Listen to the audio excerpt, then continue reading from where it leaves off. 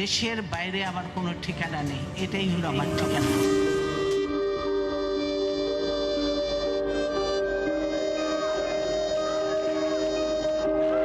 এই দেশ, এই দেশের মাটি, মানুষই আমার সবকিছু, কাজে আমি দেশের বাইরে যাব না।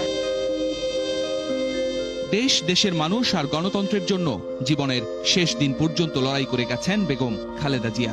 বরাবরই তিনি বলে গেছেন, বাংলাদেশই তার আসল ঠিকানা।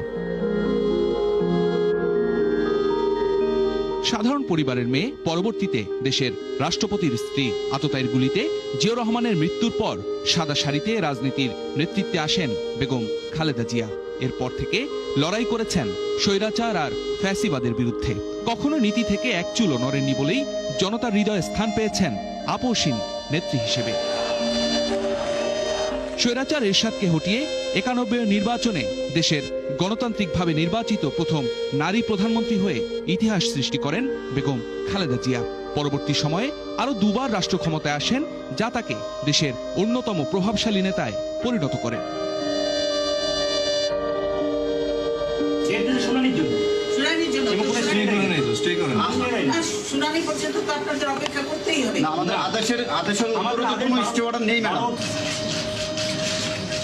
অবস্থা করেছে, সারাদিন আমি মানুষকে কিছু খেতে পর্যন্ত পারিনি, আমার বাড়ির লোকজনকে কিছু খেতে পর্যন্ত দেয়নি।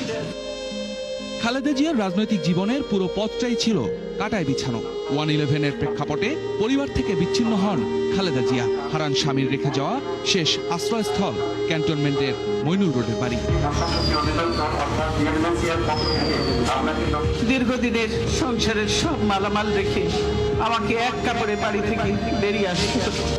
অকালে হারান আদরের ছোট ছেলে আরাফাত রহমান কোকোকেও। তার স্নেহ বঞ্চিত হন বড় ছেলে তারেক রহমান ছাড়াও পুত্রবধূ আর নাতি নাতনিরা।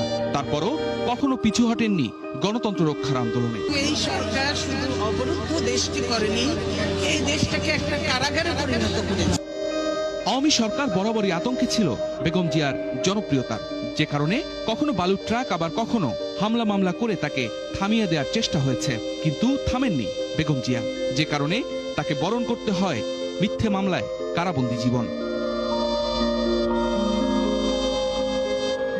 এই কারাবন্দী জীবনই যেন ছিল খালেদা জিয়ার জন্য এক মানবসৃষ্ট মৃত্যুফাঁদ।